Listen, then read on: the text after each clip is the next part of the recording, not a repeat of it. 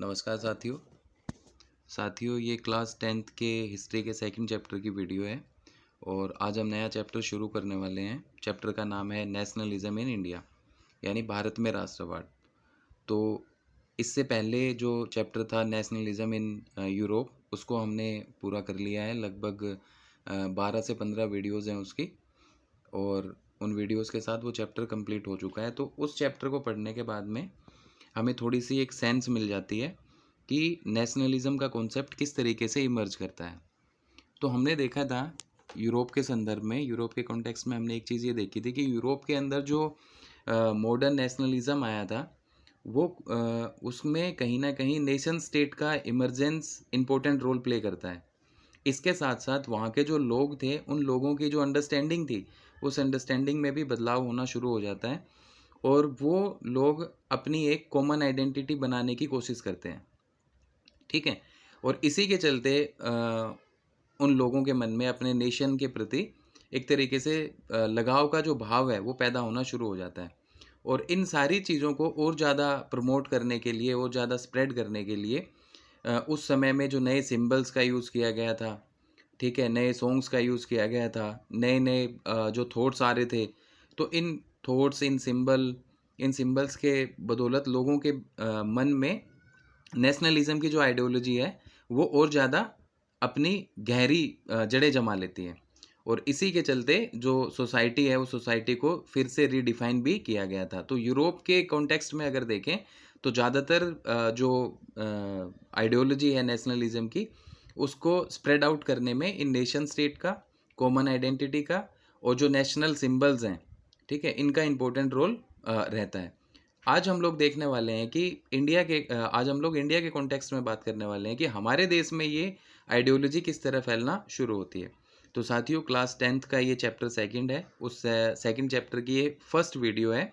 Chapter का नाम है नेशनलिज्म इन इंडिया, और ये वीडियो जो है हमारे हिस्ट्री के channel the history volt with Sandeep पे अपलोड की जा चुकी है। इस वीडियो में हम बेसिकली पहली चीज़ तो ये देखने वाले हैं कि किस तरीके से नेशनलिज्म का कॉन्सेप्ट इंडिया में इमर्ज करता है। उसके बाद हम उन फैक्टर्स को पढ़ेंगे जिनके चलते इंडियंस के बीच में नेशनलिज्म की आइडियोलॉजी स्प्रेड आउट होना शुरू होती है। तो इस वीडियो में हम फर्स्ट वर्ल्ड वॉर के इम्पैक्ट के बारे में पढ़ेंगे कि किस तरीके से फर्स्ट वर्ल्ड वॉर ने लोगों के मन में नेशनलिज्म को लेके एक समझ पैदा करना शुरू की। साथ साथ गांधी जी जो कि एक इम्पोर्टेंट लीडर होते हैं, वो वापस आते हैं दक्षिण अफ्रीका से। तो उनके आने के बाद में किस तरीके से उनके मूवमेंट्स रहते हैं इंडिया के अंदर, जैसे कि चंपारण मूवमेंट होता है 1917 में, उसके बाद में खेड़ा मूवमेंट होता है 1917 में ही, 1918 में अहमदाबाद कॉटन मिल वर्कर्स का एक मूवमेंट होता है। तो इन मूवमेंट्स के चलते गांधी जी को इंडिया के अंदर भी पॉपुलैरिटी मिलती है, और गांधी जी के बारे में एक समझ ऑलरेडी इंडिया में बन चुकी थी, क्योंकि उन्होंने दक्षिण अफ्रीका में रेसिज्म के खिलाफ में अपने मूवमेंट्स किए थे, वहाँ पे उन्होंने अपना सत्याग्रह चलाया था। इसके साथ साथ ये तीन मोमेंट्स को कवर करने के बाद हम लोग रोलट एक्ट के बारे में देखेंगे कि किस तरीके से रोलट एक्ट एक ऐसा कानून था जिसके विरोध में गांधी जी ने एक बड़ा मूवमेंट शुरू करने की कोशिश की, और उसी का रिजल्ट एक निकलता है कि कहीं ना कहीं 13 अप्रैल 1919 में जलियांवाला बाग मैसेकेयर होता है। जलियांवाला बाग हत्याकांड उस समय हुआ था, और गांधी जी को अपना ये मूवमेंट जो है वापस लेना पड़ता है। फिर उसके बाद गांधी जी को लगता है कि ज़रूरत है एक मास मूवमेंट को चलाने की, और उस मास मूवमेंट को चलाने के लिए लोगों को फिर से एकजुट करने की ज़रूरत है। यानी वो हिंदू मुस्लिम यूनिटी के हिंदू मुस्लिम कम्युनिटी को और ज़्यादा यूनाइट करने का कोई ना कोई एक अपॉर्चुनिटी ढूंढ रहे होते हैं। उसी समय खिलाफत मूवमेंट जो शुरू हुआ था, वो मोमेंट उनको जो है अपने ऑब्जेक्टिव्स को फुलफिल करने के लिए एक सुनहरा ऑप्शन के तौर पे दिखता है। तो कुछ यही टॉपिक्स हैं जिन टॉपिक्स को हम कवर करने वाले हैं। जितना इस वीडियो में कवर हो पाएगा उनको कवर करेंगे। Rest topic we will discuss in the next video. So हम स्टार्ट करते हैं। सबसे पहली चीज़, नेशनलिज्म इन इंडिया, कि इंडिया के अंदर नेशनलिज्म किस तरीके से इमर्ज होना शुरू होता है। तो यूरोप के कॉन्टेक्स्ट में मैं आप लोगों को बता चुका हूँ कि नेशन स्टेट का इंपॉर्टेंट रोल रहता है नेशनलिज्म की आइडियोलॉजी को फैलाने में। साथ साथ रोमांटिसिज्म का भी अपना एक इम्पोर्टेंट रोल होता है, क्योंकि ये सारी चीज़ें हम फर्स्ट चैप्टर में पढ़ चुके हैं। तो इस चैप्टर में नेशनलिज्म की आइडियोलॉजी को पढ़ने के लिए फर्स्ट चैप्टर की वीडियोज़ को ज़रूर देखें। तो स्टार्ट करते हैं। इंडिया की अगर बात करें, in India the growth of modern nationalism is intimately connected to the anti colonial movement, कि भारत में जो आधुनिक राष्ट्रवाद के उदय की परिघटना है, ये कहीं ना कहीं उपनिवेशवाद विरोधी आंदोलन के साथ गहरे तौर पे जुड़ी हुई थी। उपनिवेशवाद विरोधी आंदोलन, उपनिवेशवाद के खिलाफ यानी कॉलोनियल रूल के खिलाफ जो मूवमेंट किया गया था इंडिया में, उसे कहा जाता है एंटी कॉलोनियल मूवमेंट। अब ये कॉलोनियल रूल क्या है? तो हम लोग सब जानते हैं कि अंग्रेज हिंदुस्तान में आते हैं और हिंदुस्तान को अपना गुलाम बना लेते हैं, ठीक है। तो उन्होंने इंडिया में जो रूल इस्टेब्लिश किया था उसको कॉलोनियल रूल कहा गया था। तो उनके शासन के खिलाफ जो मूवमेंट शुरू किया गया, उस मूवमेंट को कहा गया एंटी कॉलोनियल मूवमेंट। तो भारत में कहीं ना कहीं आधुनिक राष्ट्रवाद की जड़ें उपनिवेशवाद विरोधी आंदोलन के साथ गहरे तौर पे जुड़ी हुई थी। People began to discover their unity in the process of their struggle against the colonialism, कि जो लोग थे हिंदुस्तान की जो आम जनता थी, उस आम जनता का जो ब्रिटिश एडमिनिस्ट्रेशन है उसने बहुत ज़्यादा शोषण किया था।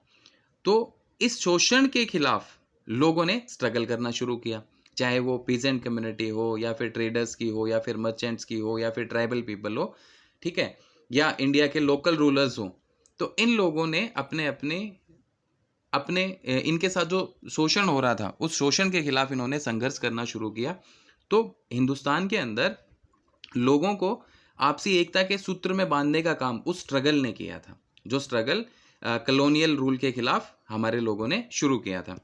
The sense of being oppressed under the colonial rule provided a shared bond that tied many different groups together.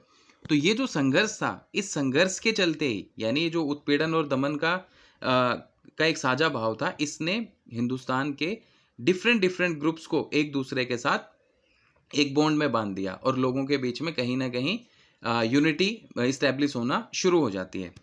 But each class and group fail the effect of colonialism differently, their experiences were varied and their notion of freedom were not always the same। लेकिन इसके बावजूद भाई ये एक चीज़ तो यहाँ पे सामने आ गई कि लोग जो है वो ब्रिटिश रूल के खिलाफ अपने अपने स्ट्रगल कर रहे हैं और इसी स्ट्रगल के चलते लोगों के बीच में यूनिटी इस्टेब्लिश होना शुरू होती है। लेकिन लोगों के एक्सपीरियंसेस डिफरेंस थे। किसानों की अगर बात करें, पीजेंट्स की अगर बात करें, तो उनका फ्रीडम को लेके जो उनकी नज़र में जो फ्रीडम थी वो अलग थी।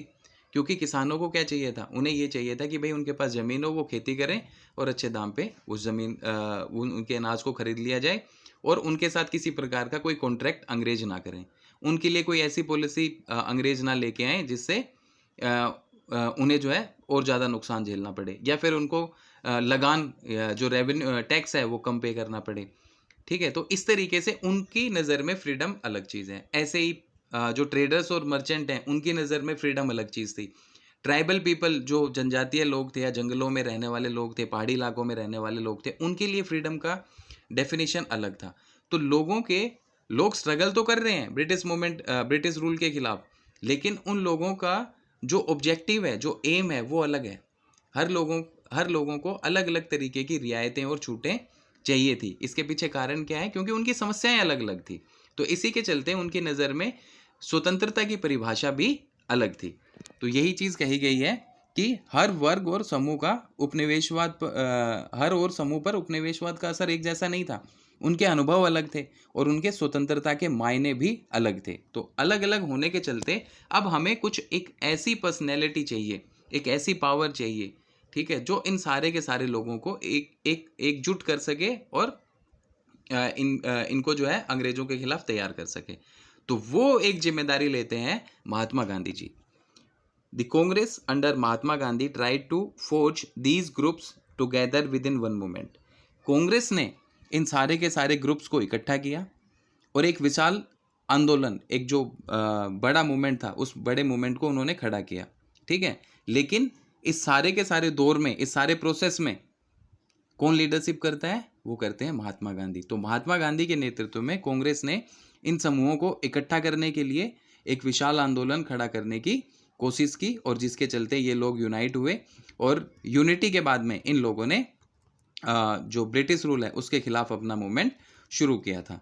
तो ये वो बातें हैं जिससे हमारी एक समझ क्लियर हो जाती है कि इंडिया के अंदर नेशनलिज्म का जो सेंस है वो डेवलप कैसे होना शुरू होती है। आगे बढ़ते हैं और हमारा अब से स्टार्ट होता है first world war and its impact, प्रथम विश्व युद्ध और उसका प्रभाव। तो बेसिकली सबसे पहली चीज़ तो ये है, ये हम क्लास 9th में पढ़ चुके हैं कि अगर फर्स्ट वर्ल्ड वॉर की बात करें तो ये कब शुरू हुआ था और कब ख़त्म हुआ था। तो इसका टाइम पीरियड था 28 जुलाई 1914 टू 11 नवंबर 1918। 28 जुलाई 1914 से 11 नवंबर 1918 तक प्रथम विश्व युद्ध चलता है, ये होता है, यानी 11 नवंबर 1918 को ये विश्व युद्ध खत्म हो जाता है। इस युद्ध की वजह से क्या हुआ, इसका इम्पैक्ट क्या निकला, ठीक है। This war created a new economic and political situation.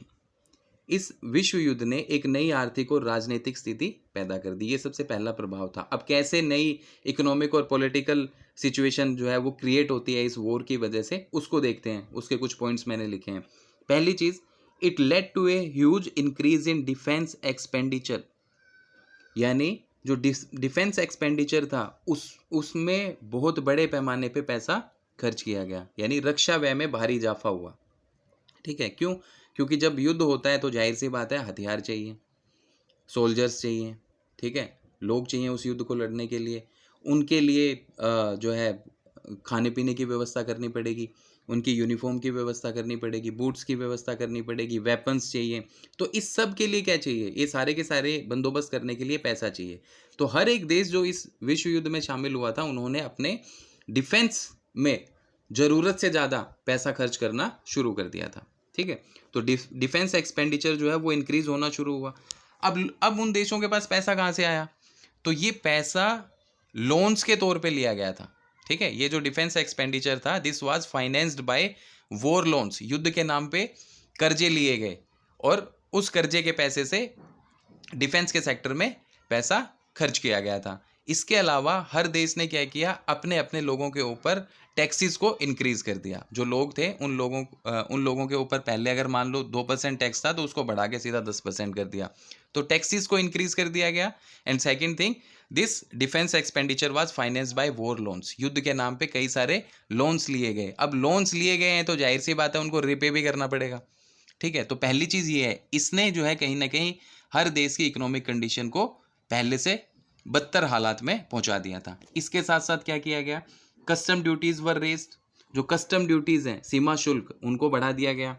Income tax was introduced, ठीक है, आयकर शुल्क जो है उसको लागू किया गया।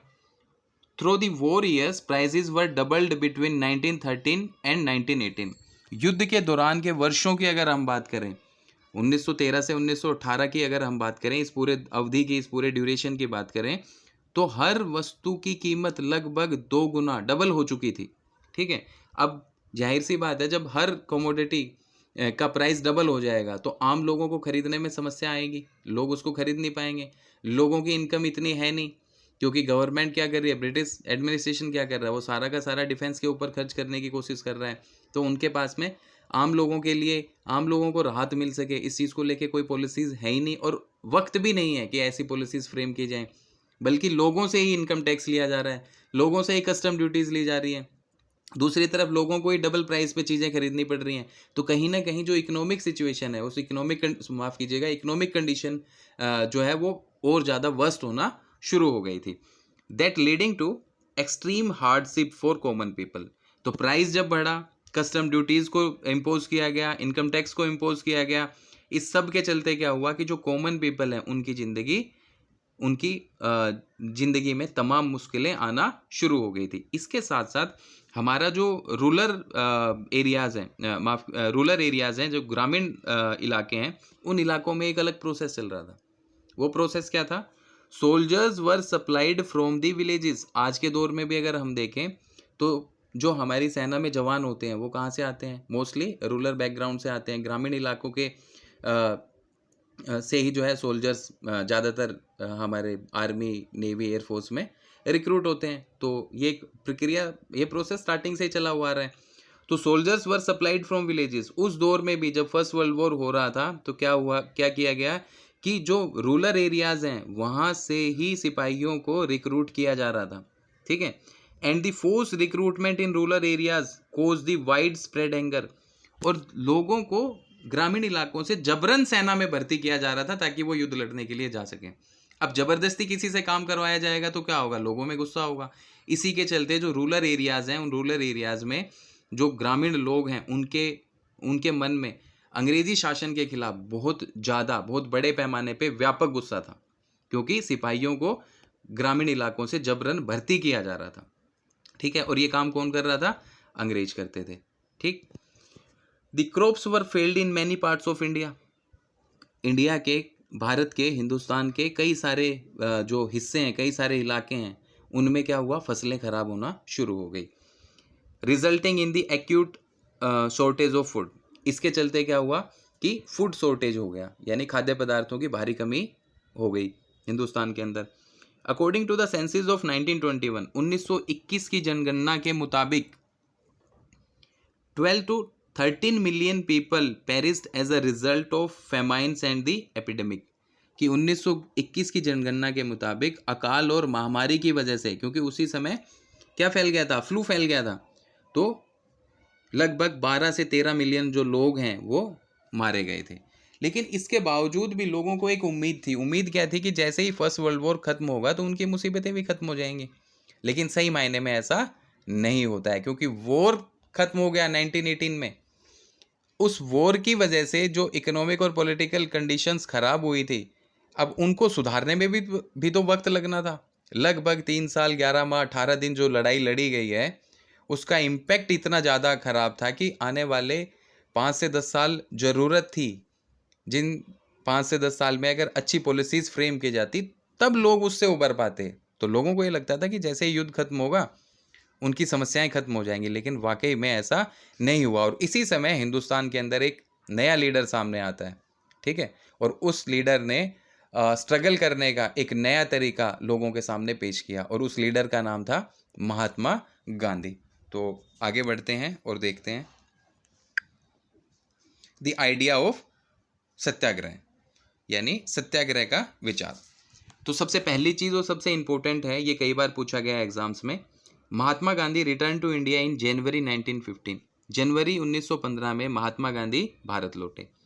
ही had come from South Africa where he had successfully fought against the racist regime with a novel method of mass agitation which he called satyagraha. तो महात्मा गांधी कहाँ से आए थे इंडिया में, ये दक्षिण अफ्रीका से आए थे, जनवरी 1915 में भारत लौटे थे। और दक्षिण अफ्रीका में इन्होंने क्या किया था, दक्षिण अफ्रीका में इन्होंने एक मास मूवमेंट चलाया था, ठीक है, जिसको उन्होंने सत्याग्रह कहा था। तो उन्होंने एक नए तरीके का जन आंदोलन चलाया, ठीक है, दक्षिण अफ्रीका के अंदर। क्यों, क्योंकि वहाँ की जनता जो थी वो नस्ल भेद का शिकार थी, रंग के आधार पे भेदभाव होता था।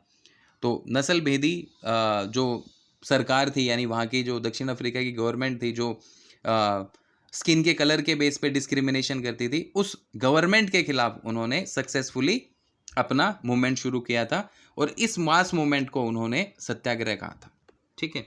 The idea of satyagraha emphasise the power of truth and the need to search for truth.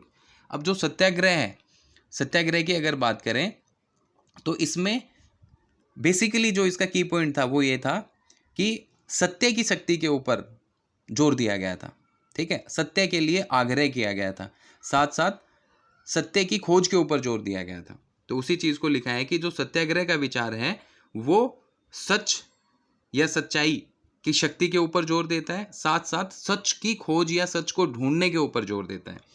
It suggested that if the cause was true, if the struggle was against the injustice, then physical force was not necessary to fight the oppressor. अब सत्याग्रह जो है, इसका और अगर गहराई से अर्थ देखें तो इसका मतलब क्या था, इसका अर्थ ये था कि अगर आपका उद्देश्य सच्चा है, ठीक है, अगर आपका कारण सही है, if the cause was true, अगर आपका कारण, आपका उद्देश्य सच्चा है और आपका स्ट्रगल अन्याय के खिलाफ है, if the struggle was against the injustice, यानी आपका संघर्ष अन्याय के खिलाफ है, तो वहाँ पे मुकाबला करने के लिए किसी शारीरिक बल की आवश्यकता नहीं है, फिजिकल फोर्स की ज़रूरत वहाँ है ही नहीं मुकाबला करने के लिए, ठीक है। तो क्या करना पड़ेगा वही देखते हैं। Without being aggressive, a satyagrahi could win the battle through non-violence. This could be done by appealing to the conscience of the oppressor. तो क्या जरूरी है? प्रतिशोध की भावना नहीं होनी चाहिए, आक्रामकता का सहारा नहीं लेना है, एग्रेसिव नहीं होना है, ठीक है, बदला लेने की भावना नहीं होनी चाहिए। तो इन दोनों चीज़ों को अगर हटा दें तो कैसे कोई सत्याग्रही मुकाबला कर पाएगा? तो सत्याग्रही प्रतिशोध की भावना या आक्रामकता का सहारा लिए बिना ही केवल नॉन वॉयलेंस यानी अहिंसा के सहारे भी अपने संघर्ष में सफल हो सकता है। और इसके लिए करना क्या पड़ेगा? इसके लिए उस सत्याग्रही का ये उद्देश्य होना चाहिए कि जिस व्यक्ति ने उसका दमन किया है, जिस व्यक्ति ने उसका एक्सप्लॉयटेशन किया है, उसकी चेतना को वो जगाए और उस व्यक्ति को यह एहसास करवाए कि हाँ भाई आपने गलत किया है। लेकिन इस पूरे के पूरे प्रोसेस में कहीं भी वॉयलेंस, हिंसा नहीं होनी चाहिए। तो अगर ऐसे एफर्ट्स किए जाते हैं तो जिस व्यक्ति ने एक्सप्लॉयटेशन किया है उसको भी, गांधी जी का मानना था कि उसको भी ये बात समझ आएगी कि उसने गलत किया है। तो ऐसे में किसी फिजिकल फोर्स की ज़रूरत नहीं है, ऐसे में वॉयलेंस करने की ज़रूरत नहीं है। सिर्फ और सिर्फ नॉन वॉयलेंस के रास्ते पे चल के विदाउट एनी फिजिकल फोर्स अगर हम ओप्रेसर की कंसाइंस को जगाने की कोशिश करते हैं तो वो सत्याग्रही अपने मकसद में कामयाब हो जाएगा। Mahatma Gandhi believed that this dharma on non violence could unite all the Indians. और महात्मा गांधी जी का यही कहना था कि अहिंसा एक ऐसा धर्म है जिसके माध्यम से ही जो इंडियंस हैं उनको यूनाइट किया जा सकता है, उनको एकता के सूत्र में बांधा जा सकता है। तो ये सत्याग्रह के बारे में गांधी जी के विचार थे। तो इस स्लाइड में सबसे इम्पोर्टेंट चीज़ तो यही है कि महात्मा गांधी 1915 के जनवरी में इंडिया आते हैं। और कहाँ से? साउथ अफ्रीका से। और साउथ अफ्रीका में उन्होंने रेसियस्ट जो गवर्नमेंट थी वहाँ की, जो रेसिस के बेस पे डिस्क्रिमिनेशन कर रही थी, उसके खिलाफ मास मूवमेंट चलाया था। उसी के चलते इंडिया में गांधी जी को लोग जानते थे। पर बाद में इंडिया में आने के बाद उन्होंने 3 मेजर मूवमेंट चलाए थे जिसके चलते गांधी जी जो है वो इंडिया में बहुत ज़्यादा पॉपुलर हो गए थे। और बाद में फिर non cooperation movement, civil disobedience movement, quit India movement, इस तरीके के बड़े मूवमेंट्स चलाए और कहीं ना कहीं अंग्रेज भी गांधी जी से डरने लगे थे। तो वही चीज़ें देखनी है। आगे बढ़ते हैं, सत्याग्रह मूवमेंट इन इंडिया। अब देखते हैं कि इंडिया के अंदर गांधी जी ने कौन कौन से मूवमेंट स्टार्ट किए थे। तो after arriving in India Mahatma Gandhi successfully organised satyagraha movements in various places. Bharat में आने के बाद जनवरी 1915 में जब वो हिंदुस्तान आ गए थे, तो हिंदुस्तान आने के बाद में उन्होंने भारत का भ्रमण किया था, ठीक है, और उस दौरान लोगों की समस्याएं जानी थी। उसी के चलते उन्हें एक इनविटेशन मिलता है, एक न्योता मिलता है बिहार के चंपारण में जाने का, ठीक। तो सबसे पहला मूवमेंट अगर इंडिया में गांधी जी की बात करें तो उन्होंने चंपारण मूवमेंट को शुरू किया था 1917 में। देखते हैं क्या है।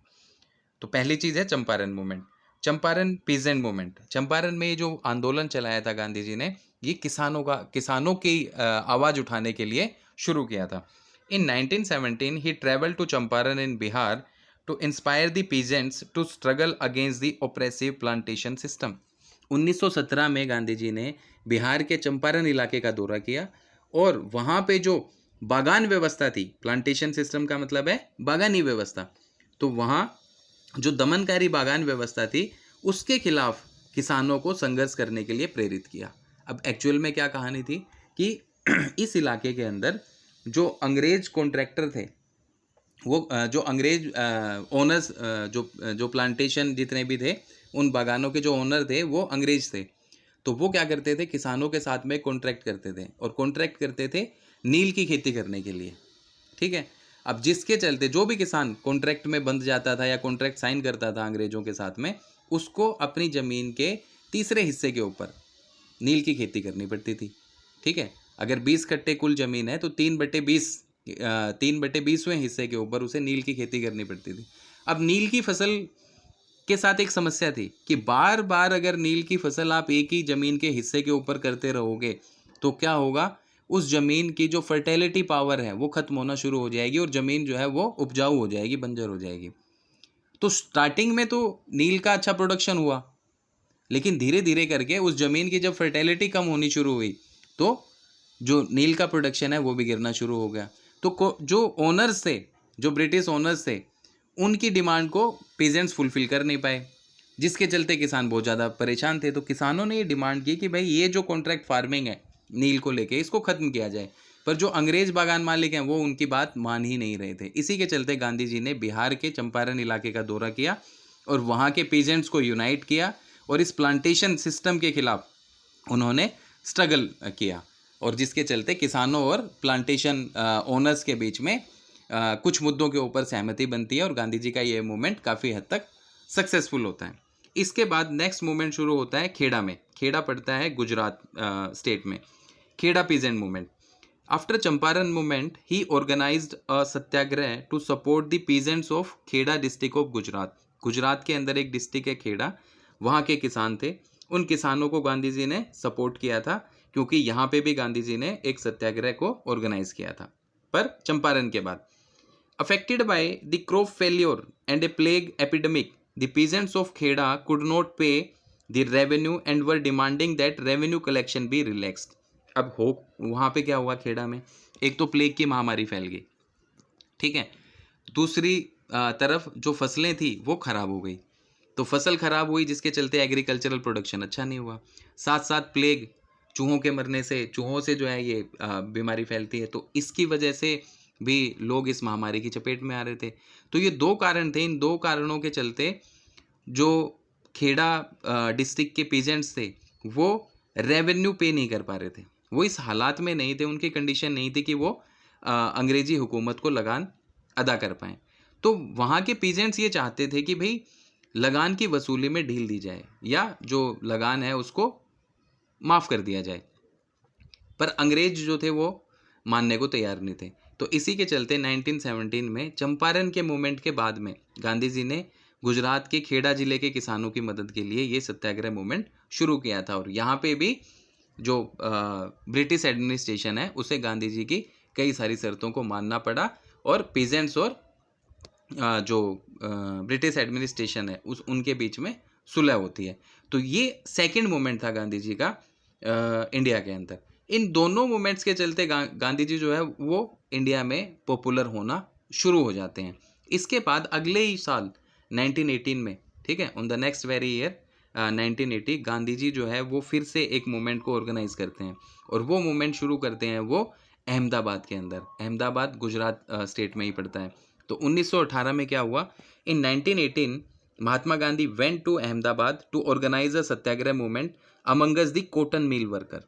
अब गांधी जी कहाँ पहुँचे, अहमदाबाद 1918 में, ठीक है। और यहाँ पे जो सूती कपड़े के कारखाने थे, जो कॉटन मिल्स थी, उनमें जो मजदूर काम कर रहे थे, ठीक है, उन मजदूरों को लेके गांधी जी ने सत्याग्रह चलाया। और इसका रिजल्ट क्या निकला कि इस मूवमेंट के, इस सत्याग्रह के चलते जो मिल ओनर्स थे उन्हें गांधी जी की कई सारी शर्तों को मानना पड़ा। सो ये तीन वो इनिशियल मूवमेंट्स हैं गांधी जी के, जिनके चलते गांधी जी पूरे इंडिया के अंदर पॉपुलर होना शुरू हो जाते हैं। तो साथियों, इसमें कई बार पूछ लिया जाता है सीक्वेंस में अरेंज करना, ठीक है। तो चंपारण मूवमेंट लिख देगा, खेड़ा मूवमेंट लिख देगा, अहमदाबाद वाला मूवमेंट लिख देगा और रोलर एक्ट लिख देगा, और फिर कहेगा कि इन चारों को अरेंज कीजिए, कौन सा पहले हुआ था फिर कौन सा उसके बाद हुआ था। तो ये चीज़ हमें थोड़ी सी ध्यान रखनी पड़ेगी कि 1917 में सबसे पहले चंपारण मूवमेंट, और चंपारण कहाँ है, बिहार में, ये भी याद रखना पड़ेगा क्योंकि मैप में लोकेट करना आता है। इसके बाद में 1917 में ही खेड़ा में पीजेंट मूवमेंट शुरू किया था गांधी जी ने, ठीक है, खेड़ा पड़ता है गुजरात में। और अगले साल 1918 में अहमदाबाद में जो कॉटन मिल वर्कर्स थे उनके लिए गांधी जी ने सत्याग्रह को शुरू किया था, ठीक है। और सबसे लास्ट में आता है रोलर एक्ट, क्योंकि रोलर एक्ट मार्च 1919 में इम्पोज किया गया था। तो इस तरीके से सिक्वेंशियल अरेंज करना आ जाता है। तो अभी तक एक तो इम्पोर्टेंट चीज़ आ जाती है कि गांधी जी इंडिया कब आए, दूसरी चीज़ कि वो कहाँ से आए थे, तीसरी चीज़ सत्याग्रह का अर्थ क्या था उनकी नज़र में, ठीक है। और उसके बाद में ये तीनों मोमेंट्स और फर्स्ट वर्ल्ड वॉर का इम्पैक्ट। अब बढ़ते हैं आगे। Rowlatt act. रोलट एक्ट यानी रोलट कानून, इसके बारे में हमें थोड़ा सा जानना है कि ये क्या था, ठीक है। तो पढ़ते हैं।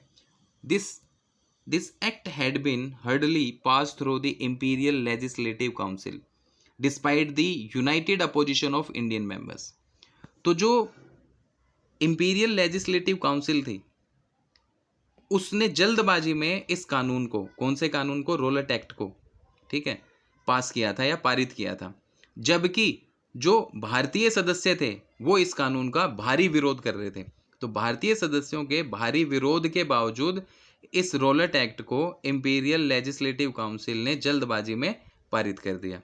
अब इससे क्या अंदाज़ा लगता है? इससे ये अंदाज़ा लगता है कि कहीं ना कहीं ब्रिटिश गवर्नमेंट के मन में कुछ ना कुछ चल रहा था। देखते हैं कि ये ऐसा, इस कानून में ऐसा क्या था कि जो इंडियन मेंबर्स थे इंपीरियल लेजिस्लेटिव काउंसिल के, वो विरोध कर रहे थे। तो उनके विरोध का कारण क्या था? It gave the government enormous power to repress the political activities and allowed the detention of political prisoners without trial of 2 years. तो ये है असली बात जिसके चलते इंडियन मेंबर्स इस कानून का विरोध कर रहे थे। क्या था कि इस कानून के जरिए सरकार को इनॉर्मस पावर मिली थी, यानी ज़रूरत से ज़्यादा अधिकार मिल गए थे सरकार को इस एक कानून के चलते। और कैसे अधिकार? कि जो ब्रिटिश गवर्नमेंट है वो पॉलिटिकल एक्टिविटीज़ को रिप्रेस कर सकती है, यानी जो राजनीतिक गतिविधियां हैं उनको कुचलने का अधिकार ब्रिटिश गवर्नमेंट को मिल गया, वो अधिकार इस कानून ने दिया। साथ साथ जो पॉलिटिकल प्रिजनर्स हैं, यानी जो राजनीतिक कैदी हैं, उनको 2 साल तक बिना कोई मुकदमा चलाए जेल में बंद रखने का अधिकार भी ब्रिटिश गवर्नमेंट को ये कानून देता था। तो यही एक कारण था जिसके चलते इंडियन मेंबर्स इस कानून को अपोज कर रहे थे। क्यों? पॉलिटिकल प्रिजनर्स का मतलब क्या है? कि ऐसे लोग जो ब्रिटिश हुकूमत के खिलाफ आवाज़ उठा रहे हैं, ठीक है, तो सरकार उनको दोषी मानती थी कि वो सरकार की आलोचना कर रहे हैं, सरकार के खिलाफ काम कर रहे हैं, तो उनको पॉलिटिकल प्रिजनर्स कहा जाता था। इसका मतलब कौन होगा पॉलिटिकल प्रिजनर्स? सारे इंडियंस होंगे जो ब्रिटिश गवर्नमेंट के खिलाफ या ब्रिटिश हुकूमत के खिलाफ या ब्रिटिश रूल के खिलाफ आवाज़ उठाएंगे। तो उन लोगों को जेल में डाल दिया जाएगा। अगर किसी इंडियंस के ऊपर सिर्फ डाउट है तो उस डाउट के चलते उसको अरेस्ट करके जेल में डाल दिया जाएगा और 2 साल तक कोई ट्रायल ही नहीं होगा, यानी कोर्ट में वो उसको हाजिर करने की ज़रूरत ही नहीं है, वो 2 साल तक जेल में सड़ते रहेंगे। तो जाहिर सी बात है लोगों का मनोबल टूटना शुरू होगा। तो कहीं ना कहीं ये ब्रिटिश गवर्नमेंट की एक चाल थी जो इंडिया में इंडियंस जो स्ट्रगल कर रहे थे ब्रिटिश हुकूमत के खिलाफ उसको ख़त्म करने की। तो इसी के चलते इंडियंस इस कानून का विरोध कर रहे थे, ठीक है। So it gave the enormous power to the government to repress the political activities as well as allowed the detention of political prisoners without trial of 2 years. Gandhiji in 1919 decided to launch a nationwide satyagraha against the proposed Rowlatt Act. अब गांधी जी जो थे वो 3 movement कर चुके थे और उनको उन मूवमेंट्स में काफ़ी हद तक सफलता मिली थी। इसी के चलते गांधी जी ने 1919 में इस काले कानून के खिलाफ, इस रोलेट एक्ट के खिलाफ एक राष्ट्रव्यापी सत्याग्रह आंदोलन चलाने का फैसला लिया था। He wanted a non-violent civil disobedience movement against such unjust law which could start with a हड़ताल of 6 अप्रैल। अब गांधी जी ऐसे अन्यायपूर्ण कानूनों के खिलाफ अहिंसक ढंग से काम करना चाह रहे थे, ठीक है, क्योंकि अभी हमने पढ़ा उनका आइडिया ऑफ सत्याग्रह कि अगर आपका किसी ने शोषण किया है, ठीक है, आपको किसी ने दबाने की कोशिश की है, तो करना क्या है भाई, आपको नॉन वायलेंस के रास्ते पे चलते हुए अपने ओप्रेशर जिसने भी आपका शोषण किया है उसकी कंसाइंस को जगाना है और उसको एहसास करवाना है कि आपने गलत किया है। और इस सब के लिए किसी फिजिकल फोर्स की ज़रूरत नहीं है। तो ऐसे अन्यायपूर्ण कानूनों के खिलाफ गांधी जी अहिंसक ढंग से एक सिविल डिसोबीडेंस मूवमेंट चलाना चाह रहे थे और रोलेट एक्ट के खिलाफ उन्होंने अपने मूवमेंट की शुरुआत की थी 6 अप्रैल को एक हड़ताल के माध्यम से, ठीक है। अब होता क्या है, जैसे ही गांधी जी ने इस मूवमेंट को शुरू किया, सिविल डिसोबीडेंस का मतलब क्या है, इसको हिंदी में कहते हैं नागरिक अवज्ञा, यानी सरकार की आज्ञाओं का, सरकार यहाँ कौन है, ब्रिटिश गवर्नमेंट, तो सरकार की आज्ञाओं का पालन नहीं करना है, ठीक है, वो जो भी ऑर्डर पास करें उसकी अवज्ञा करनी है, तो उसको सिविल डिसोबीडेंस मूवमेंट कहना है, यानी सरकार की बात नहीं माननी। तो 6 अप्रैल को एक हड़ताल हुई, उस हड़ताल के साथ ही रोलेट एक्ट का विरोध हिंदुस्तान में शुरू हो गया था। गांधी जी ने ऐलान कर दिया। अब गांधी जी के ऐलान करने के बाद में उसका इम्पैक्ट क्या पड़ा, एक मास लीडर जब इस तरीके की स्टेटमेंट दे देता है कि हमें एक सिविल डिसोबीडेंस मूवमेंट शुरू करना है और वो हड़ताल का आयोजन कर दे, तो जाहिर सी बात है जो लोग उनको मानते हैं ठीक है, जो गांधी जी में विश्वास रखते हैं वो फिर गांधी जी के बताए हुए रास्ते के ऊपर चलना शुरू कर देंगे। तो इसका इम्पैक्ट क्या हुआ कि rallies were organised in various cities, workers went on strike in railways workshop and shops close down. विभिन्न शहरों में जो डिफरेंट डिफरेंट सिटीज़ हैं, वेरियस सिटीज़ हैं, वहाँ पे क्या किया गया, रैलीज ऑर्गेनाइज की गई, रैली और जुलूसों का आयोजन किया गया अलग अलग शहरों में। और जो रेलवे वर्कशॉप हैं वहाँ पे काम करने वाले जो वर्कर्स थे वो स्ट्राइक पे चले गए। जो दुकानें थी उन दुकानों को बंद कर दिया गया।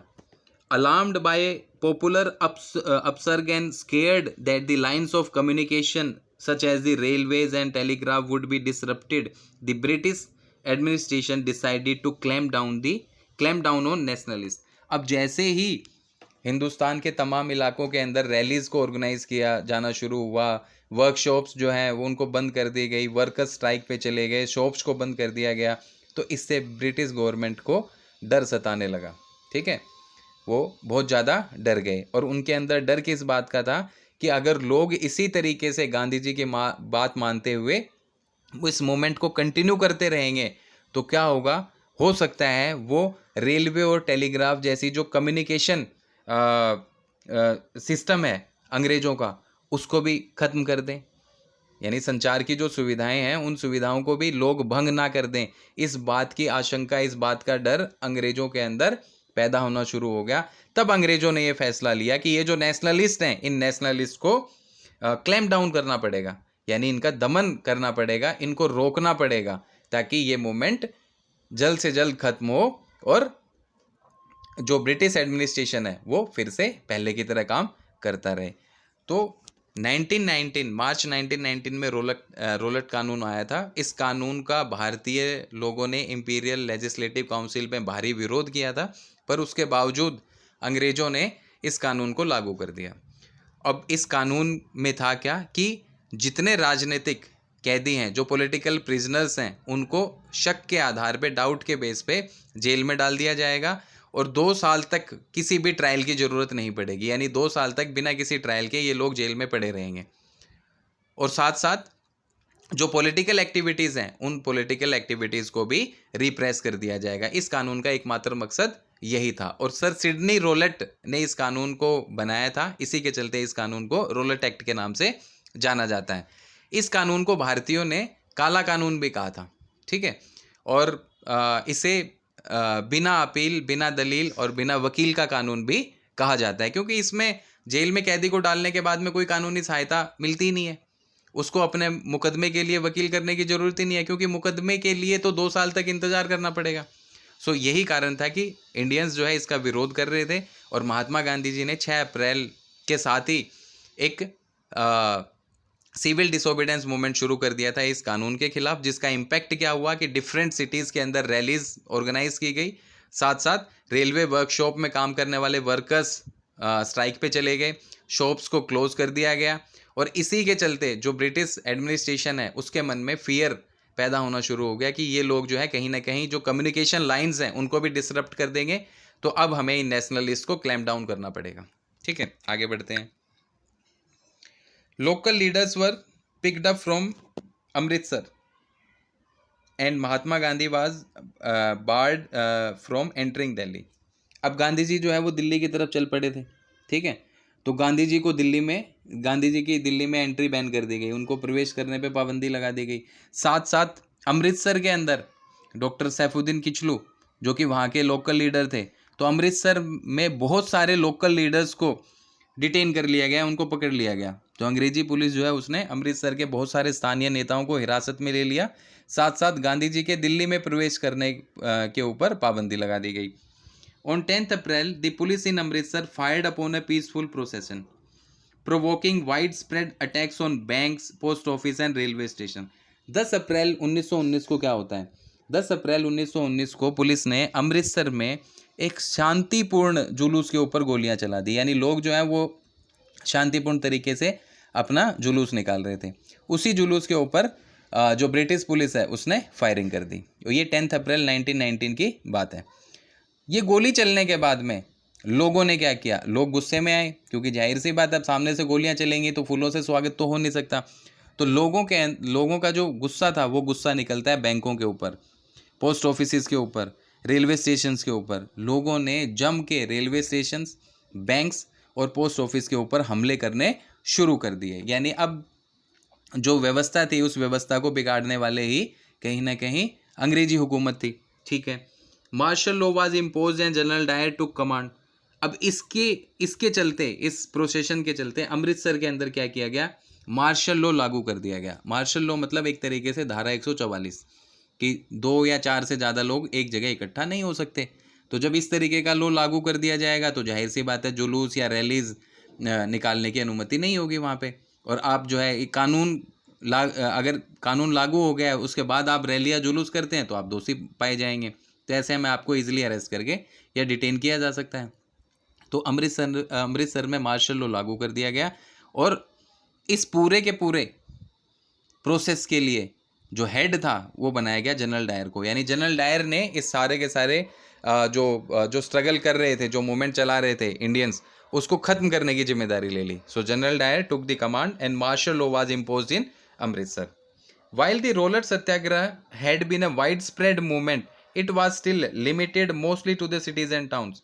अब ये बात तो सही है कि रोलर जो सत्याग्रह स्टार्ट किया था गांधी जी ने 6 अप्रैल से एक हड़ताल के साथ ही, ये अपने आप में एक मास मूवमेंट था। पीजेंट मूवमेंट जो चंपारण में हुआ, या खेड़ा मूवमेंट जो गुजरात में हुआ, या अहमदाबाद मिल वर्कर्स का जो मूवमेंट था, इन तीनों मूवमेंट्स के कंपैरिजन रोलर सत्याग्रह या रोलर सत्याग्रह मूवमेंट बहुत बड़े पैमाने पे लोग इसमें शामिल हुए थे। लेकिन उसके बावजूद इसकी एक लिमिटेशन थी, वो ये थी कि ये ग्रामीण इलाकों तक नहीं पहुंच पाया। ज़्यादातर इसमें शहरी लोग ही शामिल थे, तो ये शहरों तक ही सीमित था। ठीक है, Mahatma Gandhi now felt the need to launch a more broad based movement in India. इसके चलते महात्मा गांधी को ये ज़रूरत महसूस हुई कि और ज़्यादा बड़ा मूवमेंट लॉन्च करने की ज़रूरत है इंडिया के अंदर। ठीक है, तो साथियों ये रोलर एक्ट के बारे में कुछ इन्फॉर्मेशन थी। Now we will talk about Jallianwala Bagh massacre. April 1919, exact date की अगर बात करें तो 13 अप्रैल 1919। ऑन 13 अप्रैल माफ़ कीजिएगा, on 13 April the infamous Jallianwala Bagh incident took place. 13 अप्रैल 1919 को जलियांवाला बाग हत्याकांड होता है। ठीक है, 13 अप्रैल को जलियांवाला बाग का हत्याकांड हुआ। On that day a large crowd gathered in the enclose ground of Jallianwala Bagh. उस दिन अमृतसर में बहुत सारे गांव वाले सालाना बैसाखी के मेले में शामिल होने के लिए जलियांवाला बाग के मैदान में इकट्ठे हो जाते हैं। Some came to protest against the government's new repressive measures and other had come to attend the annual Baisakhi fair. तो वो चीज़ है मैंने एक्सप्लेन की कि 13 अप्रैल 1919 को जलियांवाला बाग में बहुत सारे लोग इकट्ठे होते हैं। कुछ लोग थे, क्योंकि ये बैसाखी का दिन था और बैसाखी पंजाब में एक बड़े हर्षोल्लास के साथ मनाया जाता है। तो कुछ लोग जो है बैसाखी के इस मेले में शामिल होने आए थे, इस त्यौहार को मनाने के लिए आए थे। वहीं पे कुछ लोग जो है ब्रिटिश सरकार की दमनकारी नीतियों के खिलाफ भी इकट्ठा हुए थे। तो काफ़ी लोग तो सरकार द्वारा लागू किए गए जो रिप्रेसिव लॉज थे या मेजर्स थे उनके खिलाफ विरोध प्रकट करने के लिए इकट्ठे हुए। साथ साथ कुछ लोग ऐसे थे जो बैसाखी के मेले में शामिल होने के लिए इकट्ठा हुए थे। अब समस्या ये थी, क्योंकि जलियांवाला बाग जो है वो सिटी से बहुत बाहर था उस समय, तो इसके चलते बहुत सारे लोगों को इस बात की जानकारी थी नहीं। They were unaware that the British government already impose the martial law in the city. उनको पता ही नहीं था कि ब्रिटिश सरकार ने मार्शल लॉ या मार्शल कानून लागू कर दिया है। तो इस चीज़ की उनको जानकारी नहीं थी। अगर उन्हें जानकारी होती तो शायद वो लोग जो है यहाँ इकट्ठा नहीं होते। तो उसी चीज़ को देखते हैं। Being from outside the city many villagers were unaware of the martial law that had been imposed. क्योंकि ये बाग जो था वो सिटी से बाहर था, इसके चलते बहुत सारे विलेजर्स को इस बात की जानकारी थी ही नहीं कि सरकार ने मार्शल लॉ को लागू कर रखा है। Dyer entered the area, blocked the exit points and opened fire on the crowd, killing hundreds. अब लोग यहाँ इकट्ठा हुए हैं, जलियांवाला बाग में लोग जो है बैसाखी का मेले में शामिल होने के लिए इकट्ठा हुए हैं या विरोध प्रकट करने के लिए इकट्ठा हुए हैं। इस बात की जानकारी पहुंचती है जनरल डायर के पास, और जैसे ही जनरल डायर के पास में ये इन्फॉर्मेशन पहुंचती है कि बहुत सारे लोग, अब उसके पास इन्फॉर्मेशन ये पहुंचती है कि लोग वहाँ इकट्ठा हुए हैं और वो अंग्रेजी सरकार के खिलाफ विरोध प्रकट कर रहे हैं और वो कोई अपना आगे का मूवमेंट प्लान कर रहे हैं। तो जनरल डायर बड़े गुस्से में हुआ और वो एक पूरी बटालियन लेके पहुंच जाता है जलियांवाला बाग।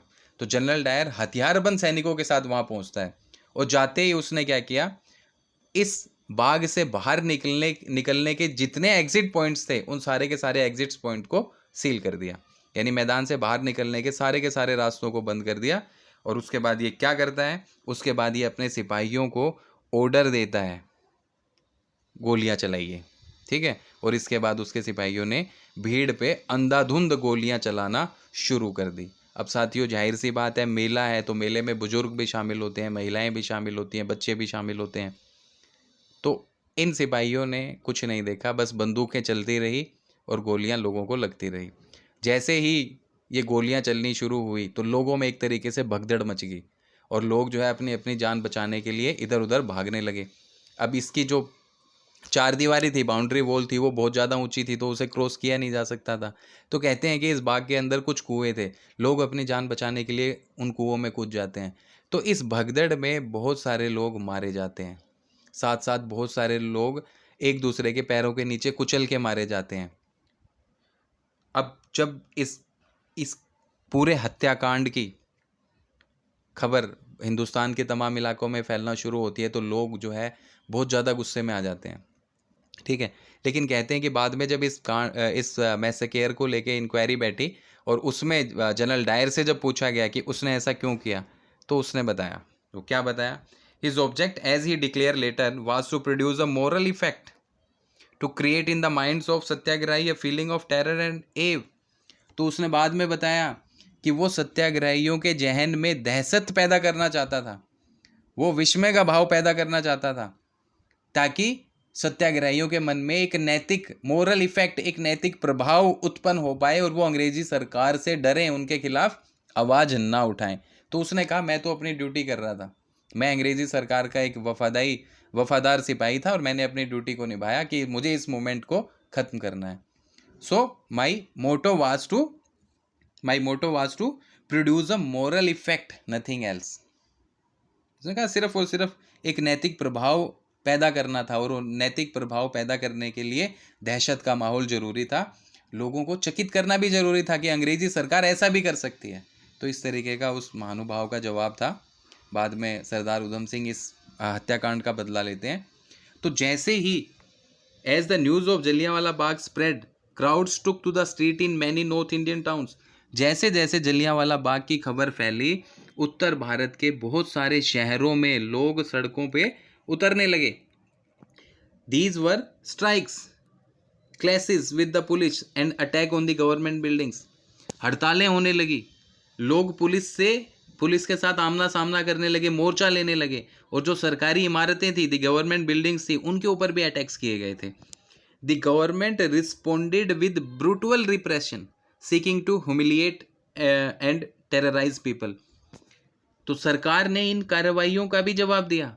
और कार्रवाइयों का जवाब कैसे दिया, तो सरकार ने ब्रूटल तरीके से इन एक्टिविटीज़ को क्लैम्प डाउन करने की कोशिश की, इनको रिप्रेस करने की कोशिश की। यानी सरकार ने बड़ी निर्ममता से इन लोगों की एक्टिविटीज़ को कुचलने का रास्ता अपनाया। Satyagrahis were force to rub their nose on the ground, crawl on the streets and do सलाम टू ऑल साइड्स। सत्याग्रहियों को जमीन पर नाक रगड़ने के लिए मजबूर कर दिया गया, सड़क पर घसीट कर चलने के लिए मजबूर कर दिया गया और जितने अंग्रेज सिपाही या ऑफिसर थे उन सारे साहिबों को सलाम मारने के लिए मजबूर कर दिया गया। यानी सरकार ने लोगों को अपमानित करना शुरू कर दिया, सत्याग्रहियों को अपमानित करना शुरू कर दिया, आतंकित करना शुरू कर दिया।